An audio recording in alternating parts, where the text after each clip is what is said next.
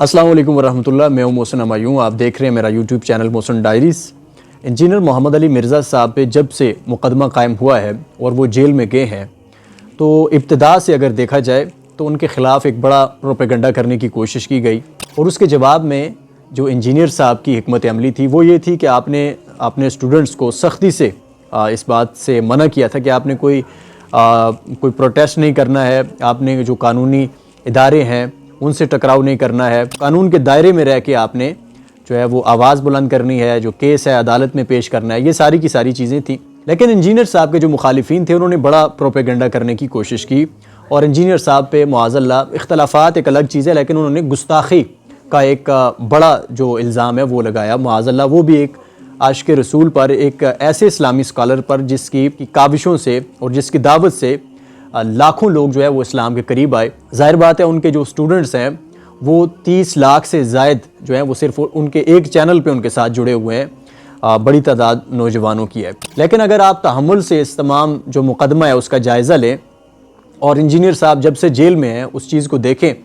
तो ये चीज़ आपको नज़र आएगी कि इंजीनियर साहब ने बड़ी बड़ी फतवात जो हैं वो जेल में बैठ के हासिल की हैं। और अभी एक लेटेस्ट फतवा जो है वो इस्लामी नज़रियाती कौंसिल के जो फतवेबाज़ मौलवी हज़रात थे, जो उनकी ज़िम्मेदारी थी उसके ख़िलाफ़ जाकर गैर जानिबदारी के बजाय जानिबदारी का मुज़ाहरा किया और इंजीनियर साहब को मुआज़ल्लाह गुस्ताख डिक्लेयर किया वहाँ पर भी। लेकिन आप देखें कि बिल आखिर जो फ़ैसला है वो अदालत में इंजीनियर साहब के हक़ में हुआ है। और सिर्फ यही फ़ैसला नहीं है, अगर जेल में जाने से लेकर अभी तक आप जायज़ा लें इन तमाम हालात का, इस चीज़ को साइड पे रखें कि वो अभी तक जेल में है। जेल में तो हज़रत यूसुफ़ अलैहिस्सलाम भी कितना अरसा रहे और जेल में मौलाना मौदूदी रहमतुल्लाह अलैह भी रहे, जेल में जो साउथ अफ्रीका के नेल्सन मंडेला थे वो भी रहे। जेल में जाने से ये नहीं हो जाता कि कोई इंसान जो है वो मुजरिम बन जाता है। इल्ज़ाम की बुनियाद पे कोई भी जेल में जा सकता है, बड़े से बड़ा। मैंने एक नबी जो अजीम नबी थे हज़रत यूसुफ़ अलैहिस्सलाम, उनकी मिसाल आपके सामने पेश की है, वो भी तो गए हैं जेल में। तो आप देखें कि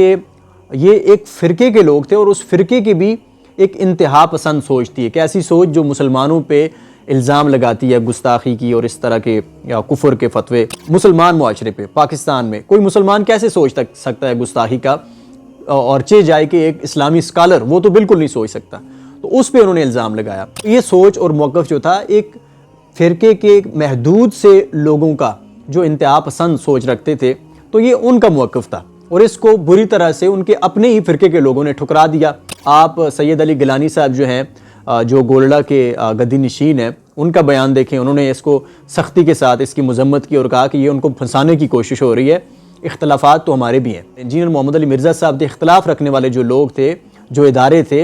इस्लामी फ़िक़्ह कौंसिल यूके, जामिया बनूरिया इस्लामिया कराची, मुफ्ती तारिक मसूद साहब, जावेद अहमद गामदी साहब और जो जामिया उस्मानिया रावलपिंडी और सहाफ़ी अगर आप देखें बड़े बड़े मशहूर सहाफ़ी हैं, इमरान रियाज साहब हैं, अरशाद भट्टी साहब हैं, एजाज़ सैयद साहब हैं, अबीब अकरम साहब हैं, दानिशवर सहाफ़ी गैर जानिबदार जितने भी लोग थे, उलमा हों, यूट्यूबर्स हों, सोशल मीडिया हो, सारे के सारे लोगों ने उनके हक़ में आवाज़ उठाई है। वो उनके कोई स्टूडेंट्स नहीं थे। तो ये उनकी एक बड़ी जीत थी कि गैर जानिबदार लोगों ने जो है उनके हक़ में आवाज़ उठाई और वो जो एक फ़िरके के महदूद से लोगों का एक सोच थी, एक इल्ज़ाम था, उसको अपने ही उनके लोगों ने गलत साबित किया और फिर गैर जानिबदार लोगों ने गलत साबित किया। तो ये पहली जीत थी जो जेल में बैठ के इंजीनियर मोहम्मद अली मिर्ज़ा साहब को मिली है। उसके बाद जो दूसरी जीत थी वो आप देखें TLP के जो रहनुमा थे, जिस तरह से वो मस्जिद में मिंबर पे सरेआम वो ना सिर्फ इंजीनियर मोहम्मद अली मिर्ज़ा साहब को बल्कि जो रियासत के हुक्मरान थे उनको भी वो इस तरह से मुखातिब करते थे जिस तरह से इश्तिआल अंगेज़ी पैदा होती थी। बाहर निकलो तुम्हें देख लेंगे, तुम मुसलमान ही नहीं हो, तुम गुस्ताख हो और ये है वो है, इस तरह की बातें वो सरेआम करते थे। और इंजीनियर मोहम्मद अली मिर्ज़ा साहब उनको ज़ोंबीज़ कहते थे, इस तरह का उनके हवाले से इस्तिलाहें इस्तेमाल करते थे और हुकूमत वक्त जो है उनसे अपील करते थे कि इनको कंट्रोल किया जाए, क्योंकि इससे बहुत सारे मुसलमानों की जो जानें हैं उनको थ्रेट्स हैं और बहुत सारे मुसलमानों की माजी में जानें ली गई हैं। तो वो कामयाबी भी इंजीनियर साहब को बाहर बैठ के नहीं मिली, जेल में आप देखें तो वहाँ पे जो रवैया था उस रवैये को कंट्रोल किया है। TLP का जो रवैया था, उनके रहनुमाओं का जो रवैया था, मस्जिद में खड़े होकर, मिंबरों पे खड़े होकर दूसरे मुसलमानों पे इल्ज़ाम लगाना, उनकी जान पर हमले करवाने की तरगीब दिलाना, तो ये सारी की सारी चीज़ें जो है उनके ख़िलाफ़ सख्ती से एक्शन लिया गया है। تو یہ بڑی کامیابی تھی انجینئر صاحب کی جیل میں بیٹھ کے۔ اور پھر آخر میں آپ دیکھیں تو اسلامی نظریاتی کونسل جس طرح سے ایک متنازع فیصلہ تھا، پہلے سے وہ مولوی حضرات جو تھے، مفتی عبدالواحد قریشی صاحب، ان کی اپنی زبان سے ان کا کلپ جو تھا، انہوں نے کہا کہ ہماری پہلے ہی بات ہو چکی تھی، اور جو اسلامی نظریاتی کونسل کے جو علماء تھے انہوں نے یہی کہا تھا کہ ہم جو ہے اس کو نہیں چھوڑیں گے مرزے کو، اور وہ چھوٹا مرزا اور بڑا مرزا اس طرح کی وہ باتیں کر رہے تھے پہلے سے، تو انہوں نے وہی فیصلہ کرنا تھا، انہوں نے ایک جانبدارانہ فیصلہ کیا، اور اس میں جو انجینئر محمد علی مرزا صاحب کے حق میں فتاوی تھے، آپ کو پتہ ہے ان کو بالکل نظر انداز کیا گیا اور ان کے خلاف فیصلہ کیا گیا۔ اور اسی طرح سیشن کورٹ پاکستان کا ایک عدالتی نظام ہے، وہاں پر بھی آپ کو پتہ ہے وہ نئی چیزیں دیکھی گئی، تو اس پہ آپ دیکھیں انجینئر صاحب کی فتح ہوئی ہے، وہ فیصلہ جو ہے وہ عدالت نے معطل کر دیا ہے۔ تو معزز عدالت کی جانب سے اسلامی نظریاتی کونسل کے فیصلے کا ان تمام جو فتوی باز جو مولوی حضرات تھے، ان کے جو فیصلے تھے